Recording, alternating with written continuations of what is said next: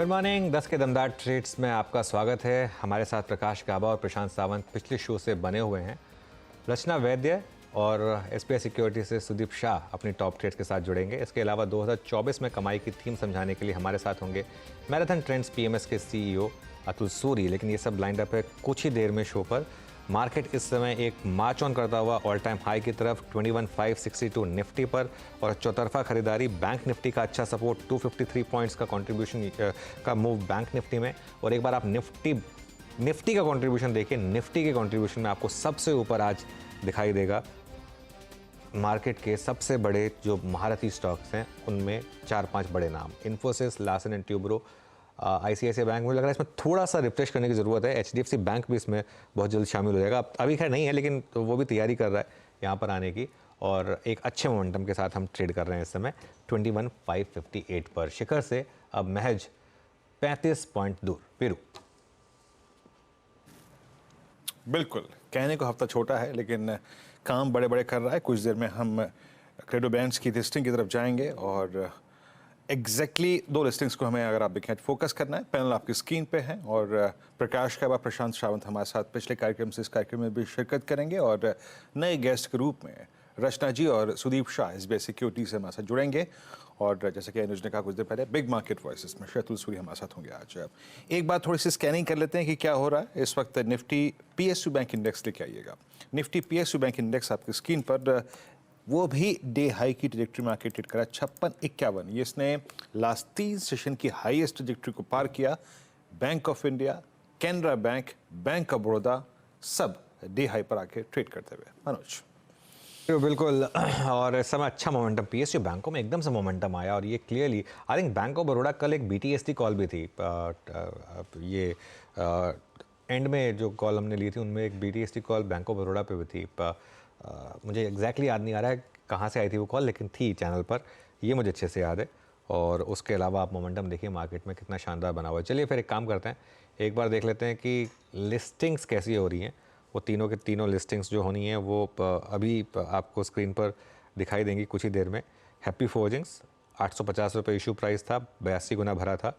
Credo brands 280 रुपये का issue price था जो 52 गुना भरा था। और आरबीजी ज्वेलर्स जो 100 रुपये का इशू प्राइस था, 100 रुपये पर ही सेटल हुआ वो प्री ओपन में, और 17 गुना भरा था। तो ये तीनों के तीनों लिस्टिंग्स इस समय आपकी स्क्रीन पर होती हुई। और ये देखिए हैप्पी फोर्जिंग्स यहाँ पर अच्छा खासा प्रीमियम है 18% का, लेकिन बाकी की दोनों आरबीजी और क्रेडो ब्रांड्स यहाँ पर थोड़ा सा डिस्काउंट। देखिए ये अभी आईपीओ में हो रहा है। कुछ आईपीओ जहाँ पर मतलब प्रीमियम मतलब सब्सक्रिप्शन ठीक ठाक हुआ था, वहाँ पर भी कोई बहुत अच्छी लिस्टिंग नहीं हो रही है। क्रेडो ब्रांड्स फॉर एग्जांपल अच्छी खासे सब्सक्रिप्शन के बावजूद लिस्टिंग अच्छी नहीं हुई है, क्योंकि अब आप थोड़ा आईपीओ के उस फेज़ में आ रहे हैं जहाँ पर थोड़े से शायद आईपीओज महंगे लग रहे हैं लोगों को। ये एक कारण हो सकता है। लेकिन बीरू, ट्रेड्स लेना शुरू करते हैं फिर। जी हाँ, ट्रेड्स लेना शुरू करते हैं। यहाँ पर पहला ट्रेड्स हम फ्रेश पर्सपेक्टिव से लेंगे रचना जी से। रचना जी, आपके 2 ट्रेड्स क्या रहेंगे?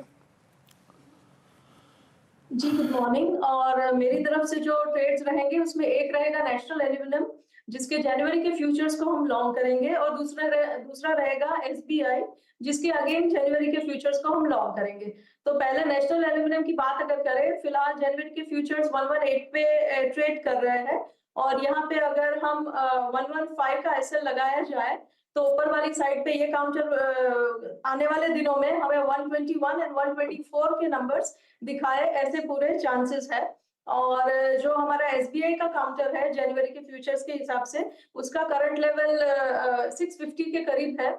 उसमें अगर हम लॉन्ग करते हैं और अगर 644 पे एसएल लगाते हैं, तो यहाँ हमें ऊपर वाली साइड पे सबसे पहले 656 और उसके बाद 662 के numbers with in a weeks time दिखने चाहिए। ओके, देखिए डिश टीवी का जो एजीएम आउटकम है वो बहुत इंटरेस्टिंग है। पूरे के पूरे बोर्ड को वोट आउट कर दिया गया। इंटरेस्टिंग है ये, इस पर हम थोड़ी देर में और बात करेंगे, लेकिन ये इस समय एक इंटरेस्टिंग न्यूज़ आ रही है यहाँ पर। चलिए अब सुदीप के पास चलते हैं। Sudeep, good morning. सुदीप, आपकी पिक्स क्या रहेंगी? गुड मॉर्निंग अनुज, मेरा पहला स्टॉक है हिंदुस्तान एरोनॉटिक्स लिमिटेड, एचएएल। हमने पिछले कुछ दिनों में देखा है फिर से डिफेंस स्टॉक्स में एक मोमेंटम बना हुआ दिख रहा है, और एचएएल में पिछले 10-12 सेशन में जो कंसोलिडेशन हुआ था, except that one day fall, तो मुझे लग रहा है आज वो कंसोलिडेशन में से ब्रेकआउट आ रहा है, और जो सबसे वॉल्यूम इंडिकेशन है प्लस पिछले 2-3 दिन का जो चार्ट फॉर्मेशन है, तो मुझे लग रहा है एक नए ट्रेजेक्टरी में ये स्टॉक चले जाएगा ब्रेकआउट करके। तो 2770 एक बहुत इंपॉर्टेंट सपोर्ट जोन है, तो ये सपोर्ट के साथ मुझे लग रहा है कि 2950 3000 के टारगेट के लिए हम बाई कर सकते हैं HAL। सेकंड स्टॉक है बैंक ऑफ बड़ौदा। अब हम देख रहे हैं कि PSU बैंक में फिर से एक बार मोमेंटम बनता हुआ दिख रहा है, और बैंक ऑफ बड़ौदा ऑलमोस्ट अपना जो पिछले बुधवार का जो हाई है अब उसको रिक्लेम करने की कोशिश कर रहा है, और एक फ्रेश मोमेंटम के साथ एक नए ट्रेजेक्टरी में स्टॉक अब शिफ्ट हो चुका है। तो यहाँ पे मुझे लग रहा है कि बैंक ऑफ बड़ौदा में 223 के स्टॉप लॉस के साथ बाई करके 240 के टारगेट्स के लिए हम एक्सपेक्ट कर सकते हैं अगले 2 से 3 सत्रों में। ओके, तो आपके 2 ट्रेड्स हो गए यहाँ पे। बैंक ऑफ बड़ौदा को आपने, जैसे कि हम अभी बात करते हैं, PSU बैंक से पिक किया। प्रशांत, आपके 2 ट्रेड्स। वीरू जी, मेरा फर्स्ट पिक होगा इंडियन होटल्स। ये स्टॉक 3 दिनों से 20 दिनों के एवरेज के ऊपर अच्छे से सस्टेन कर रहा है, वॉल्यूम्स भी बिल्डअप हो रहा है। तो यहाँ पे मेरा स्टॉप लॉस होगा 432, 432। जो टारगेट में देख रहा हूँ वो होगा 450, 450 का। और जो नेक्स्ट पिक मेरा होगा वो होगा बजाज फिनसर्व। एक बहुत ही अच्छे सपोर्ट पे आया है और सपोर्ट होल्ड कर रहा है, तो रिस्क काफी लो है। तो यहाँ पे स्टॉप लॉस रखेंगे 1650, 1650, और टारगेट रखेंगे 1710, 1710 का। ओके, चलिए अब गाबा सर के पास चलते हैं। गाबा सर, बताइए इस समय की आपकी टॉप 2 पिक्स क्या रहेंगी? Well, good morning once again. Stock है M&M फाइनेंशियल, ट्रेड कर रहा है 276 पर, बहुत बढ़िया मोमेंटम है। स्टॉप होगा 274 का, टारगेट 280 to 285, ये एक जोन है, वहां तक जाना चाहिए M&M फाइनेंशियल, मोमेंटम तगड़ा है। दूसरा स्टॉक है मेनलैंड स्टॉक, वो है इन्फोसिस। 1560 के आसपास ट्रेड कर रहा है इन्फोसिस, 1548 का स्टॉप होना चाहिए, और मुझे लगता है इसको छोड़ देना चाहिए।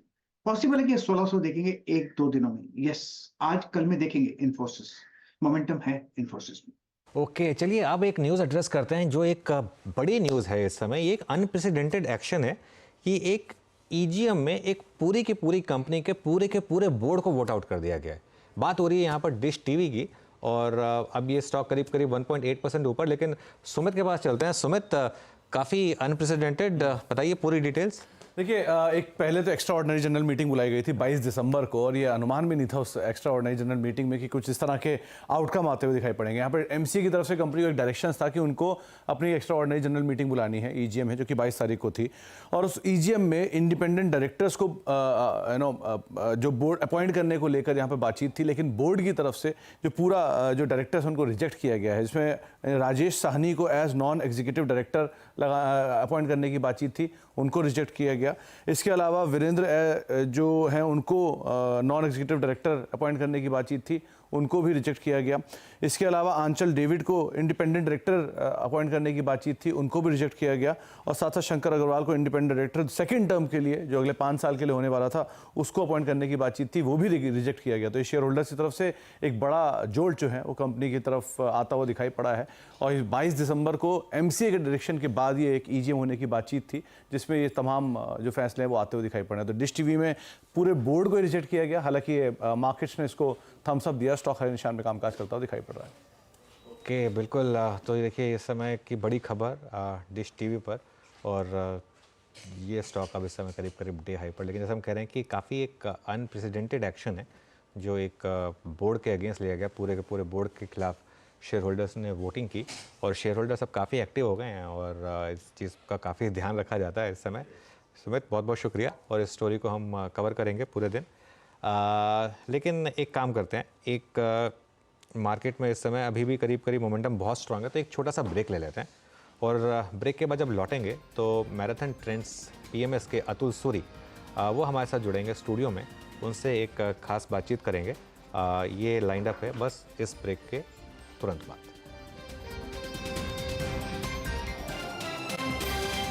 – 2023 में अब सिर्फ 2 दिन बाकी हैं।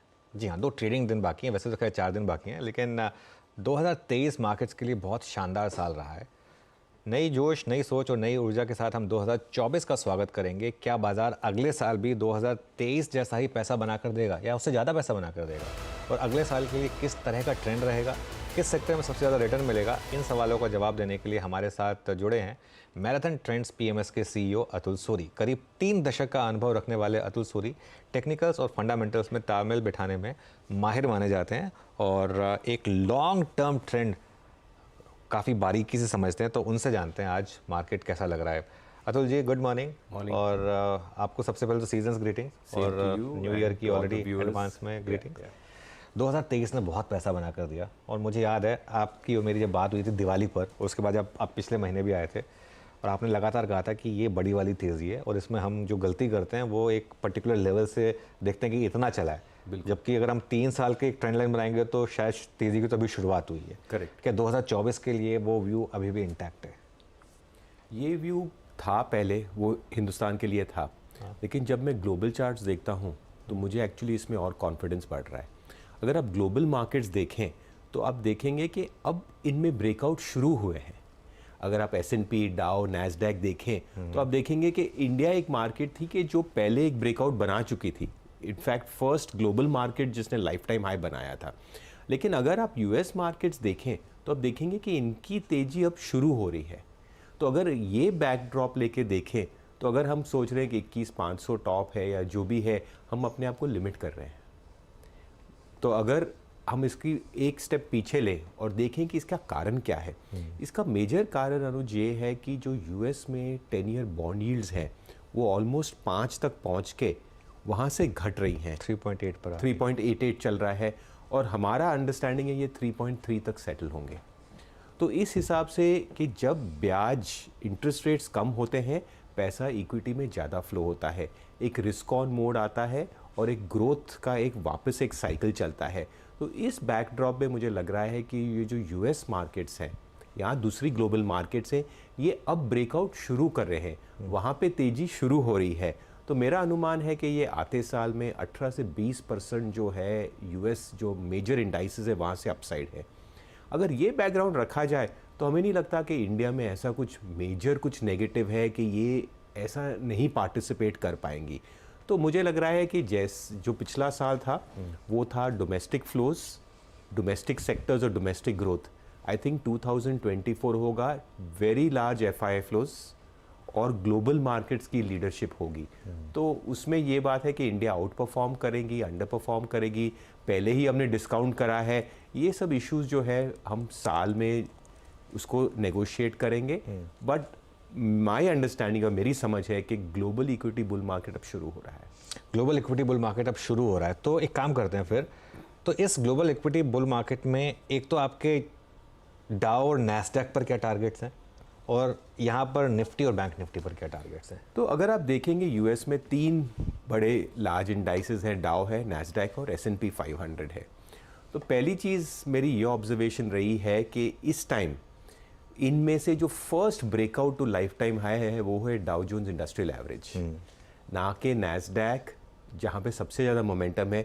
नैस्डैक अब भी 7 से 8% लाइफ टाइम हाई से है, S&P शायद 1% लाइफ टाइम हाई पे है। तो जो भी स्टॉक, जो भी मार्केट पहले ब्रेकआउट होता है वहाँ पे लीडरशिप क्वालिटी होती है।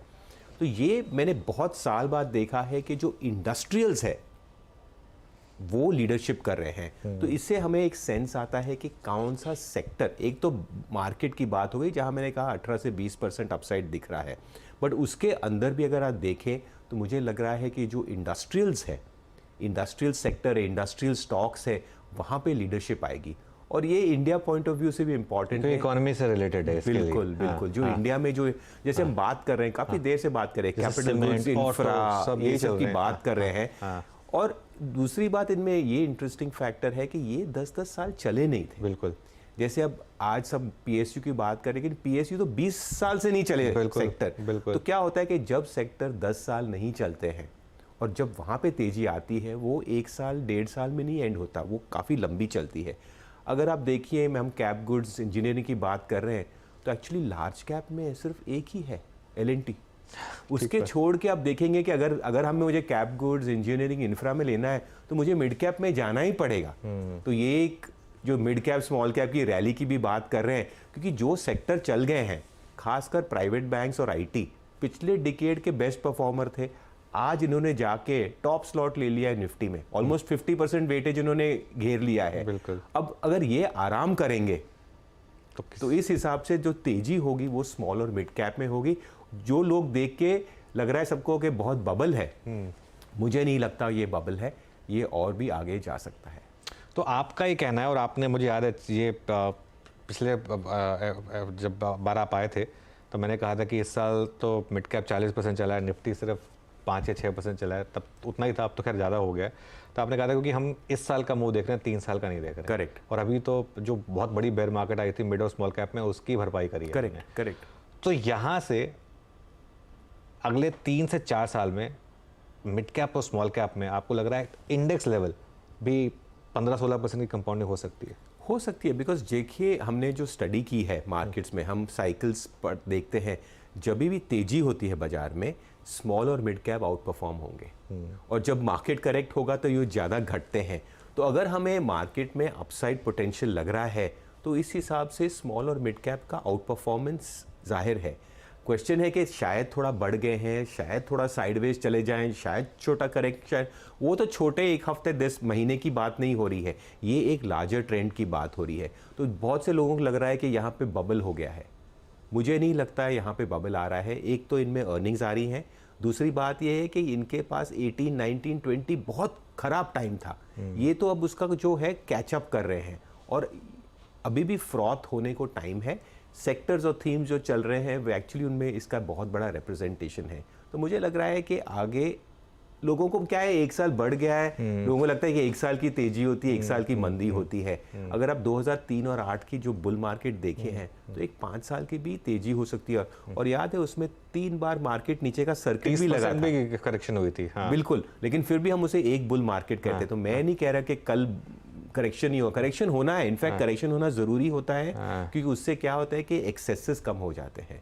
तो मुझे लग रहा है कि एक स्ट्रक्चरल थीमेटिक रैली है ग्लोबली, और ये इंडस्ट्रियल्स में ज़्यादा पार्टिसिपेशन हमें मिलेगा। ओके, चलिए ठीक है, ये बात हो गई। तो mid caps, small caps, industrials, तो क्या अब हम जो हमारे पुराने हीरो रहे हैं, for example HDFC bank, correct, जिन्होंने 3 साल से कुछ नहीं करके दिया, हालांकि 1 महीने में ये भी चला है 10%, करेक्ट, इनको भूल जाएं या फिर ये भी बस रेस्ट ले रहे हैं और दोबारा फिर मुंह दिखाएंगे? नहीं, मेरे हिसाब से कि इनके लिए पिछला साल कुछ अनस्पेक्टेक्युलर रहा, ये साल उससे बेहतर रहेगा, क्योंकि इसका कारण है कि ये जो FIs हैं, आप देखेंगे कि ऐसा नहीं है कि FI को इंडिया पसंद है ना पसंद है, इनके जो फ्लोज हैं वो बहुत डिपेंडेंट है कि आपके इंटरेस्ट रेट्स क्या चल रहे हैं, बाकी ग्लोबल मार्केट्स क्या कर रही है। तो मैंने देखा है कि जैसे हमने बॉन्ड यील्ड्स की बात करी, जब बॉन्ड यील्ड्स बढ़ते हैं कॉस्ट ऑफ कैपिटल बढ़ता है, तो एक रिस्क ऑफ मोड होता है, इमर्जिंग मार्केट्स से आउटफ्लोज होते हैं, जो हमने पिछले साल देखा है। जैसे बॉन्ड यील्ड्स घटे हैं पिछले 1-1.5 महीने में, आप देखेंगे कि दिसंबर में रिकॉर्ड FI फ्लोज आ रहे हैं। बिल्कुल। और मुझे लग रहा है कि आते साल में FI फ्लोज एक रिकॉर्ड बनाएंगे, इंडिया का हाईएस्ट FI फ्लो 2024 में आएगा, मुझे ऐसे लगता है। तो उस कारण जो ये जो लार्ज कैप्स हैं जिन्होंने अंडर परफॉर्म किया है, इनमें भी रैली आएगी, बट इनमें रैली आएगी ये मतलब नहीं कि स्मॉल और मिड कैप नहीं चलेंगे। ये एक ब्रॉड बेस्ड रैली चल रही है, और एक्चुअली जो लार्ज कैप जिन्होंने अंडर परफॉर्म किया है क्योंकि FI की कांस्टेंट सेलिंग थी, अब मुझे लगता है कि वो भी उनका पार्टिसिपेशन ऑलरेडी आप दिसंबर में देख रहे हैं कि जैसे FI फ्लोज आए, ये स्टॉक्स ने है कि काफ़ी अच्छा दिसंबर मंथ दिया है। ओके, काफ़ी अच्छा दिसंबर मंथ दिया, बिल्कुल। और मेरे ख्याल से अगर ये ट्रेंड कंटिन्यू किया तो 2024 में 5 लाख करोड़ तक भी आ सकता है FIs का, मतलब इस लेवल का पार्टिसिपेशन आ सकता है। और ये बात मुझे बहुत इंटरेस्टिंग है कि अगर डोमेस्टिक के SIP फ्लोज आते रहे, FI की भी बाइंग आती रही, अगर दोनों बायर हो गए, लास्ट ईयर क्या था, एक सेलर था एक बायर था, दोनों बायर हो गए तो उसका क्या इम्पैक्ट होगा? मुझे लगता है कि इसका जो सप्लाई आएगी वो इंडियन प्रमोटर्स करेंगे। हाँ, पूरा का पूरा। आप देखोगे कि रोज एक IPO बनेगा, और इसके साथ जो फ्लो QIPs, OFS गवर्नमेंट बेचेगी, तो जो सप्लायर जो अगले साल का होगा, मुझे लगता है इंडियन प्रमोटर्स होंगे, क्योंकि इनको क्या है कि जैसे लिस्टिंग हो रही है, जैसे रिस्पॉन्स आ रहा है, तो यहाँ पे तो लाइन लग जाएगी। तो मतलब आपका ये मानना है कि ये लोग जो हैं जो एफआईआईज बाय करेंगे वो और डीआईएस बाय करेंगे, जरूरी नहीं है कि उससे मार्केट में बबल हो, क्योंकि एक सप्लायर भी होगा, सप्लायर भी होगा कहीं ना कहीं से सप्लायर, क्योंकि अगर सप्लायर नहीं हो तो बबल हो जाएगा और ज्यादा दिन टिकेगा नहीं। अगर आपकी डिमांड है तो सप्लाई अपने आप आएगी। और इंडिया में आप देखेंगे कि ये जो प्राइवेट इक्विटी मार्केट है, यहाँ पे बहुत कंपनियां तैयार है, और अगर आप मैनेजमेंट्स को मिले तो बहुत से तैयारी में है लिस्टिंग करने के लिए, एक दूसरे को देख के कोई पीछे नहीं हटता। ओके, बिल्कुल शानदार मोमेंटम रहा है खैर यहाँ पर मार्केट में। अच्छा, फिर एक दो और सेक्टर्स की बात करते हैं। खैर हमने इंडस्ट्रियल्स की बात कर ली, लेकिन एक मैं अलग से स्पेस पिक कर रहा हूँ, सीमेंट में आज शानदार तेज़ी है और लगातार रही है। बिल्कुल। और सिर्फ एक वो अंबुजा एसीसी को छोड़ दें, वो अदानी फैक्टर की वजह से, तो सब स्टॉक्स में 50 से 60% क्वाइटली गेंस दिए हैं। ऐसा नहीं कि एक ही दिन में 10% चल गए, लेकिन क्वाइटली ये कंटिन्यू करेगा। और अगेन ये पूरा का पूरा इकोनॉमी का फैक्टर है। बिल्कुल, ये इकोनॉमी का फैक्टर है। जैसे आप देखेंगे सबसे वैसा ही एक और सेक्टर की बात करूं जो एक 2008 के बाद जो मतलब डॉग सेक्टर रहा है, वो है रियल एस्टेट। एक्चुअली 2023 का परसेंटेज वाइज मेरे ख्याल से, मैंने उसके आंकड़े नहीं देखे, but as a percentage highest sectorial gain शायद रियल एस्टेट में होगा। तो इस हिसाब से क्या होता है कि ये सब सेक्टर्स जो हैं ये चलते हैं, ये शायद इतने ग्लैमरस या लाइमलाइट में नहीं आते, बट आप देखेंगे इनके बारे में 6 महीने साल बाद सब बात होगी। बट घूम फिर के जो थीम है वो थीम है इंडस्ट्रियल्स, वो थीम है इंफ्रा, वो थीम है इंजीनियरिंग, और ये सब जो रिलेटेड प्लेज हैं which is domestic facing economy, जो डोमेस्टिक तेजी है, इंडस्ट्रियल है। आप देख लीजिए, आप आज न्यू ईयर चल रहा है, अब बाहर देखिए पूरे देश में ट्रैफिक जैम है, इतना कंजम्पशन चल रहा है, भले मनाली हो, भले गोवा हो, भले बैंड्रा हो, सब जगह 1.5, 2, 5, 7 घंटे का, बॉम्बे पूना भी देख लिया 8-8 घंटे लग रहे हैं। तो इस हिसाब से क्या दिख रहा है कि मुझे लग रहा है कि लोग बाहर आ रहे हैं, एक ऑप्टिमिज्म बहुत है, और उस हिसाब से ये बूम इकोनॉमी में ट्रांसलेट होगा ही होगा। बिल्कुल ट्रांसलेट होगा। कोई ऐसी स्पेस जहां पर आप थोड़े से नर्वस हैं, आपको लग रहा है कि अब थोड़ा अवॉइड करना चाहिए? मुझे नर्वस हिसाब से नहीं है, कि मार्केट लाइफ टाइम में तो सब चलता है, बट इन टाइम्स में जो डिफेंसिव सेक्टर्स होते हैं उनकी अंडर परफॉर्मेंस आती है। ऐसा नहीं पैसा नहीं बनेगा, बट एफएमसीजी है, फार्मा है, आप ट्रेडिशनली देखेंगे कि जब ये इंडस्ट्रियल्स का बुल मार्केट होता है तो ये एक डिफेंसिव सेक्टर्स होते हैं, तो इनमें क्या होता है, रिलेटिवली अंडर परफॉर्मेंस आती है। मैं नहीं कहता ये खराब है, बहुत अच्छे सेक्टर है, मंदी में तो बहुत काम आते हैं, बट फिलहाल जब फुल ब्लोन तेजी होती है तो लोगों को एक बहुत रिस्क ऑन मोड होता है, ये थोड़े रिस्क ऑफ मोड में होते हैं, तो इनमें थोड़ी एक रिलेटिव अंडर परफॉर्मेंस आती है। ओके, अच्छा, एक दो चीज़ें और मुझे डिस्कस करनी थी आपसे, क्योंकि आप ग्लोबल फैक्टर्स को इतनी बारीकी से पढ़ते हैं और समझते हैं। इन सब का 2 चीज़ों पर क्या इम्पैक्ट होगा, एक तो क्रूड प्राइसेस पर और एक बाकी की कमोडिटीज़ पर, क्योंकि हम अभी भी एक कमोडिटी कंज्यूमिंग नेशन है। करेक्ट। तो यहाँ पर क्या मूव लग रहा है आपको, और उससे आपको लगता है कि अगर बड़ा कमोडिटी सुपर साइकिल आई अगर किसी वजह से, तो क्या इंडिया पे उसका इम्पैक्ट आएगा, या फिर क्योंकि हमारी खुद की डोमेस्टिक इकोनॉमी की स्ट्रेंथ इनहेरेंट होगी, हम उसको एब्जॉर्ब कर लेंगे? इन्फ्लेशन के 2 हिस्से होते हैं, एक तो होता है कमोडिटीज, जिसके बारे में बात कर रहे हैं, बट मुझे लगता है कि ग्लोबल ग्रोथ भी रहेगी, लेकिन कमोडिटीज़ ऐसा नहीं है कि बहुत बढ़ जाएंगे। क्रूड केस इन पॉइंट, अगर आप क्रूड भी देखें तो मुझे लगता है कि क्रूड कहता है उसे नीचे जाना है, बट कभी क्या है, ओपेक प्लस का कार्टलाइजेशन आ जाता है, अभी ये जो सब ड्रोन स्ट्राइक्स आ रहे हैं, तो इनके क्या होता है कि जियोपॉलिटिकल जो इश्यूज हैं उनके कारण ये बीच बीच में स्पाइक होता है। क्रूड 70 था, वापस 80 हो गया है ब्रेंट, तो इस हिसाब से ये जियोपॉलिटिक्स हर समय तो बॉयल पे नहीं रह सकते, बट आप देखेंगे कि जब ये क्लीन आउट हो जाते हैं, crude tends to get lower. तो मुझे लगता है कि कमोडिटीज़ ऐसा नहीं है, अच्छे रहेंगे, एलिवेटेड रहेंगे, अच्छी बात है, बट ऐसा नहीं है कि ये एकदम रन अवे होके ये एक इक्विटी मार्केट तेजी को ट्रिप कर पाए। दूसरा इशू जो मुझे वेस्टर्न मार्केट्स में लगता है वो है जॉब जो रिलेटेड है, जो ह्यूमन इन्फ्लेशन है। अगर आप देखेंगे तो इन कंट्रीज़ में इनके डेमोग्राफिक्स फेवर में नहीं है, प्लस अब क्या है, इमिग्रेशन भी हॉल्ट कर काफ़ी इन्होंने टाइट कर दी है, तो इस हिसाब से जो लेबर कॉस्ट है वहाँ पे वो एक एलिवेटेड रहेगी, तो वो एक्चुअली इंडिया के लिए अच्छा है, बिकॉज ये बहुत अच्छा आउटसोर्सिंग मोड हो जाता है।